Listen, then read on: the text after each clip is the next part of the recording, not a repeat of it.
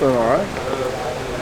Starting with you guys, obviously you're losing a pretty big one in Troy, and you knew that was coming. What does Sampson bring to that equation for competing for a starting job where it's months away, but competing for a starting job? Well, Sam's played a lot of football last year, and he played some really good football. Whenever we had him on the field, he did a nice job. And so he's got the line there right now, getting the reps with the ones. But there's, Drew Mathis played quite a bit last year. MJ Cunningham. You got the new guys that are coming in. So, Jimon Efer getting back and getting into the mix on that side as the sophomore is going to be big. So we got some people that are playing there.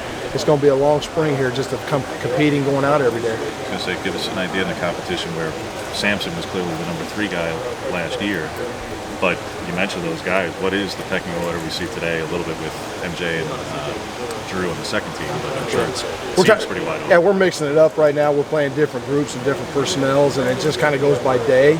And we want to see who can get in there, and we want to see how much depth that we can find that we can trust on the football field, because the more depth we have, the more guys we can play. It's a long season, and I think this year, being the second year in the defense, they know it a little better. I think the competition will be a lot more stiff out there just because they all know what they're doing.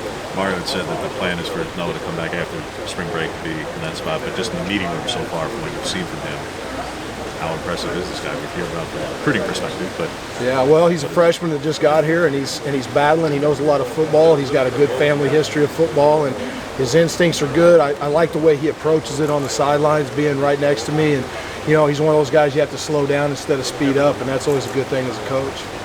What did it mean to you for Troy to play the way he did in the second half, not just in general, but with the injuries, with the thumb and then with the knee?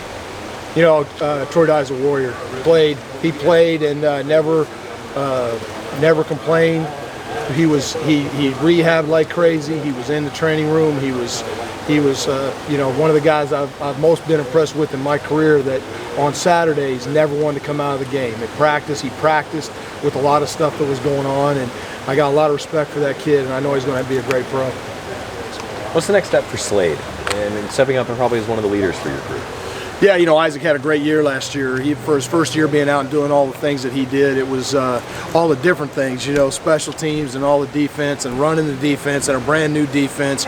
There was a lot on his plate last year, and he handled it very well as we went down the stretch there. And so trying to get other guys to take a little bit of that pressure off him, I think he can make a lot more plays now that he knows the defense and stuff. And, I just think the future's really bright for him coming into his junior year.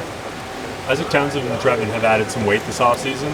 What do you see for them in going into their second year after redshirting?